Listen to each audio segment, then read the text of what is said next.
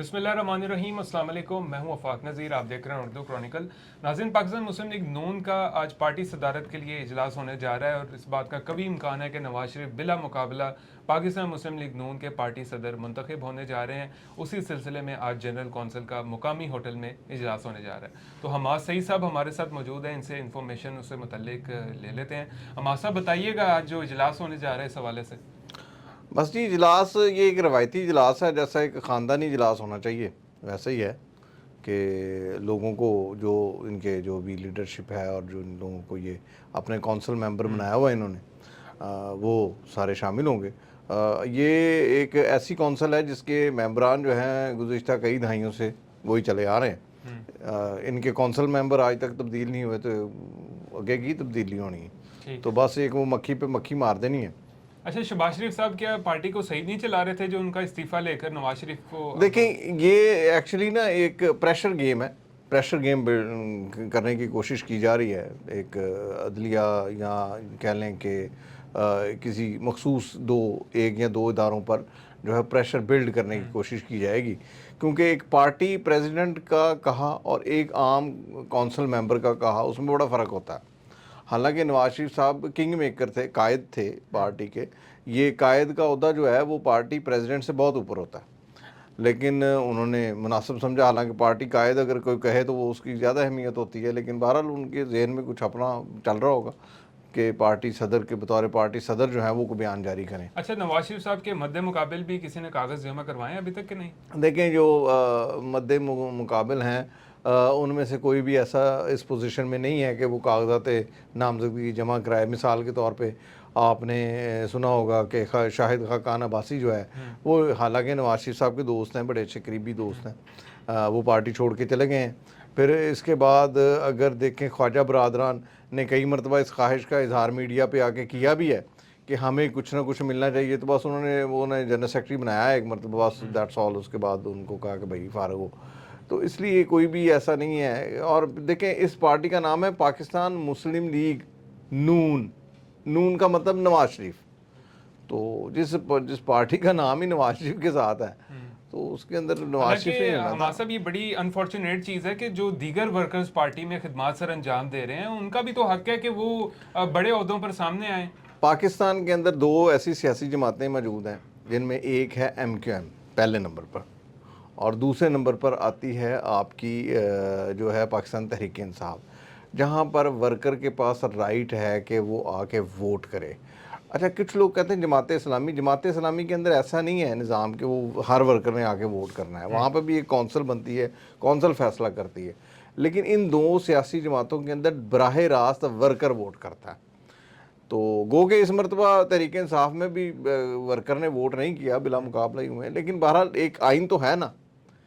تو آپ مجھے یہ بتائیں کہ جس پارٹی کا آئین ہی آج تک آپ نے نہیں دیکھا، بطور مسلم لیگ نون یا بطور پیپلز پارٹی ہم ورکر کام کرتے رہے ہیں۔ آپ نے اپنی عمر میں اب پاکستان مسلم لیگ نون کو دیکھا ہوگا پہلے، پاکستان تحریک انصاف سے پہلے بھی، تو کیا کبھی آپ کے بڑوں میں سے کسی نے ووٹ کیا ہے پاکستان مسلم لیگ نون کے پارٹی الیکشن کے اندر؟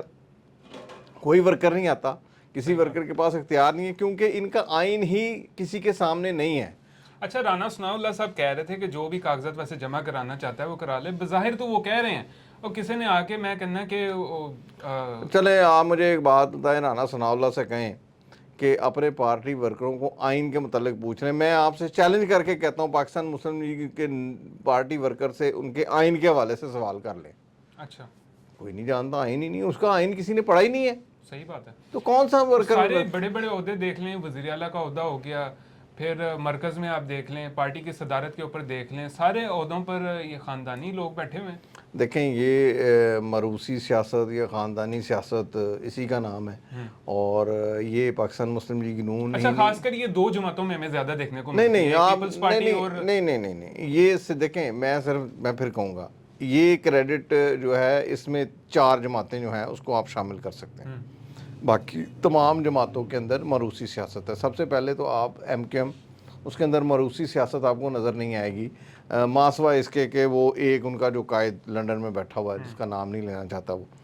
دوسرے نمبر پہ پاکستان تحریک انصاف، موروثی سیاست آپ کو اس میں کہیں نظر نہیں آئے گی۔ جماعت اسلامی، اس کے اندر آپ کو मरूसी सियासत नज़र नहीं आएगी। और एक बाप पार्टी बलूचिस्तान की जो थी उसके अंदर मरूसी सियासत नज़र नहीं आएगी। बाकी पाकिस्तान की जितनी भी सियासी जमातें हैं वो कोई भी उठा, मौलाना फजलुर रहमान को देख लें, ANP को देख लें, आप पीपल्स पार्टी मुस्लिम लीग नून को देख लें, आप ये मुस्लिम लीग काफ को देख लें, सब में मरूसी सियासत है। बिल्कुल ऐसी किसी भी ऐसी सियासी जमात नहीं है पाकिस्तान के अंदर जिसके अंदर मरूसी सियासत नहीं है, मां सवाए इन 4 के। बाकी हर जमात में मरूसी सियासत ही चलती है। और ये दरअसल ये इस इलाके का फ़र्क है ना। आप इंडिया को देख लें, पाकिस्तान को देख लें, सेम है, तो इसलिए ये कह लें कि ये एक जैसी हैं। ठीक है, इसका खात्मा आपकी नज़र में कैसे किया जा सकता है? इसका खात्मा ऐसे किया जा सकता है कि अभी जमहूरियत को अगले 20 साल और दरकार होंगे पाकिस्तान के अंदर। 20 साल के बाद जब वर्कर्स, जब ये पार्टियाँ टूट फूट का शिकार मज़ीद होंगी, जब वर्कर्स को पता चलेगा, जब लोगों को, जब नीचे ये जो हालिया जनरेशन है ना, इसको आहिस्ता आहिस्ता पता चलना शुरू अच्छा, होगा। हमारे साहब ये जो हालिया जनरेशन है इनकी कोई ज़्यादा मेहनत भी नहीं है। ये जैसे मरियम नवाज हो गई, बिलावल भुट्टो, इनको तो लोग सिर्फ इसलिए जानते थे कि ये जरदारी के बिलावल भुट्टो साहबजादे हैं, मरियम नवाज नवाज शरीफ के साहबजादी हैं, तो इनका तारुफ तो ये है। हालिया जनरेशन से मुराद ये वाली जनरेशन नहीं है। हालिया जनरेशन, ये वाली जनरेशन जो है ये तो एक पैराशूटर्स हैं। लेकिन इनको मैं यहाँ पे कहूँगा कि गॉड गिफ्टेड ही शोहरत मिल गई ना कि नवाज शरीफ की साहबजादी हैं तो वो जरदारी के साहबजादे हैं। तो अच्छा, इनकी अपनी तो कोई काविशें नहीं है। एक चीज़ है, ये एक बात ध्यान में रखें कि मैं बिलावल की बात कर रहा हूँ कि बिलावल की जो है उसकी मदर का एक नाम था जी। बहरहाल उनकी कहीं ना कोई काविश थी जो बिलावल ने फ़ायदा उठाया। इसी तरह ये नवाज शरीफ है, उसका कहीं ना कोई काम नज़र आता है तो उसकी बेटी ने फ़ायदा उठाया। ये सिर्फ पाकिस्तान में नहीं है। आप अमेरिका मिसालें देखने को मिलती नहीं, हैं, आप अपने बलबूते पे ऊपर आप अमेरिका को देख लें। अमेरिका के अंदर एक बाप सदर था, फिर बेटा सदर बना। आप जानते हैं उनको, बुश जूनियर, बुश सीनियर। वहाँ पर भी मरूसी सियासत चली, लेकिन वो मरूसी सियासत वैसी नहीं है। देखें, बुश जूनियर ने बड़ी मेहनत की, नीचे से ऊपर आया, उसने आपके बाप का नाम नहीं इस्तेमाल किया, खुद से मेहनत करके आया। ये लोग, हमारे इलाकाई मसला है, हमारे इलाके के अंदर ये चीज़ रवायत बन चुकी है। और उस रवायत को, जैसे मैंने कहा, न्यू जनरेशन जो इस वक्त चल रही है जनरेशन, ये आहिस्ता आहिस्ता ख़त्म कर रही है। और ये ख़त्म कैसे कर रही है? इमरान खान जो है उसने और कुछ नहीं ना किया तो ये ज़रूर किया है कि मरूसी सियासत को ख़त्म दफन करने की कोशिश की है। और मेरा ख्याल है आइंदा आने वाले 20 सालों के बाद, ये 1 साल 2 साल नहीं, 20 सालों के बाद ये मरूसी सियासत का ख़ात्मा हो जाएगा। ठीक है, बहुत शुक्रिया। हमाद सईद साहब हमारे साथ मौजूद थे। नाज़रीन, ये जो विरासत का कॉन्सेप्ट है ये हमारी सियासत में भी आता जा रहा है, बहरहाल इसकी हौसला शिकनी करनी चाहिए। तो इसी के साथ ये थी हमारी आज की वीडियो। अभी तक के लिए इतना ही। अल्लाह हाफ़िज़।